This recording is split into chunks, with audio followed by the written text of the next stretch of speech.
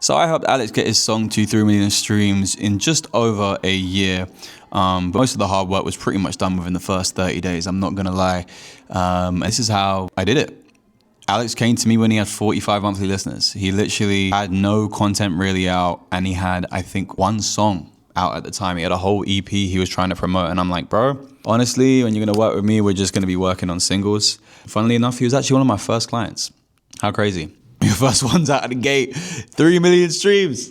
Something light, you know what I mean? But in reality, what I've realized, why this release had worked so well, came down to one thing that I think a lot of artists just entirely neglect, which is the content of the music. You guys be so focused in what content ideas you should be putting out and all the rest of it. But the one key thing I see with so many people who jump on calls with me, who want to work with me and stuff, that their music just isn't up to standard. Like, I'm sorry to say it. I can't tell what they're saying in the songs. I don't know what the story is that they're trying to tell. I don't learn anything new about them from the moment when I start the song to the end, let alone within the first few seconds. Like, your opening kind of statement should really let me know what this song is about, especially your choruses. Like, your chorus is essentially everything. And it's essentially the call out to listeners to know whether or not this song is for them.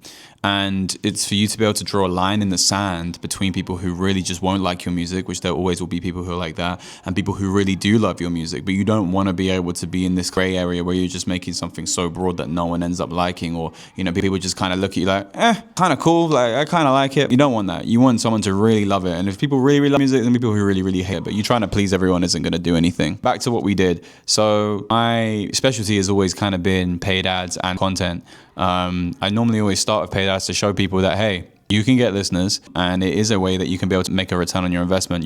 Songs that I haven't run ads on in years, and they still, back royalties because of those ads. And there's no other way that they possibly could have got those streams, because I'm still yet to even make new content on my back catalog from over 3-4 years ago. So some of my highest streaming songs are still from ads. So when people say that ads don't work, they do. I do think there is a world where if you have no money, don't bother running ads. If you had a budget like Alex did, and his budget wasn't even that big, I think he had at the time a few $100s to put towards it. Look now, 3 million streams. I think a lot of people get ads wrong, where they feel like, oh, when you run them, you have to start with some crazy budget. No, you can start with a really, really small budget that you would have probably ended up spending on some dumb playlist that doesn't work, or paying for shitty promo that doesn't actually do anything. And honestly, I wouldn't work with anyone if you don't have the budget to be able to do so either.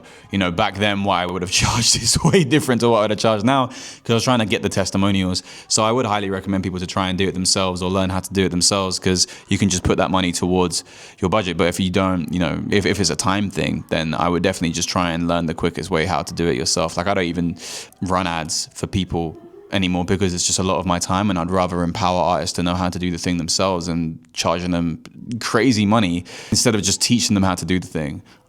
So if you actually wanted to learn on that side of things, I have a service that does that, but it's not like a thing where I'm going to be doing the ads for you, because I think you can easily learn how to do it yourself. But again, like I say, if money's tight, then you should just be doing it from a position of, what can I do with $0 to make this release pop off? How do we do it? That is the main question that everyone wants to be able to know. So we ran ads, and we actually started with a song prior to the one that essentially is on 3 million streams now. The original song that we ran was a song called Simple Highs. We got that song to, I think, about 90,000 streams, which is okay. It's decent. I think for any new artist, that's crazy, right? When you go from 45 monthly listeners to having a song that's on 90K, you're doing 5,000 monthly listeners, that within about the first 30 days. Sick. But it was always long-term with me and Alex. So I was like, yo, I really enjoy your music. I think you've got something really, really good here. So let's run the next song, because I just think it's just going to be a matter of consistency. We did everything the same. He was like, well, what are we going to do? What are we going to change? And I said, we ain't going to change anything. You're going to go back to that same location with your iPhone, and you're going to film that video of you strumming your guitar to camera with the new song. The exact same song, the exact same content, the exact same ad, the exact same audiences we were running it towards, the exact same content we were pushing out. One song ends up with 3 million streams, one ends up with 90,000 streams. And most people would just stop right here and be like, see, just keep going, guys. It's going to work out for you. There was a very clear reason why one song got 90K and the other got 3 million. Stop listening to these people who just keep telling you to be consistent. There was a huge difference between the two songs in hindsight. Let me just put these two lines out here to you. I'm not going to tell you which one is which. You'll probably be able to figure it out already. But here's the first line, and here's the second line. Which one of these two lines sticks out more to you? Let me just say them to you. If you keep chasing simple highs, then I don't think I will go with you. Or thought I would die in your arms, I guess I was mistaken. If you voted number 2, you were right. Okay? That one hits way more. It draws a very clear line in the sand, and it's also clear what he's talking about. The other one is you can interpret way more. Both, okay, newsflash, both of them are great lines. But one is significantly better because it is significant in its direction in which it's going. It's being very clear what he's saying. He's basically saying, I thought we would be together forever. I guess I was mistaken. But instead of saying it like that, he said, I thought I would die in your arms. The vision of it is so clear and so vivid and so visceral that either you turn away from it like, oh, or you go towards it like, fuck, that is so me. And that is why that song from the get-go had got people's attention maybe over If You Keep Chasing Simple Highs. Both of them streamed well, but one fucking streamed 30 times more, right? I believe that's how many more it streamed. And that's from one line, from the change of the line. Nothing else. It was the line alone. So when people come on here telling you about, oh my gosh, do this content strategy, do this, do this, do this, do fucking music. Maybe just make lyrics that are good. But none of you spend any time on the lyrics. Or you just start regurgitating lyrics from other people that people have heard, and that's why people aren't listening to you. So that was the main difference outside of like me knowing how to be able to target audiences for him.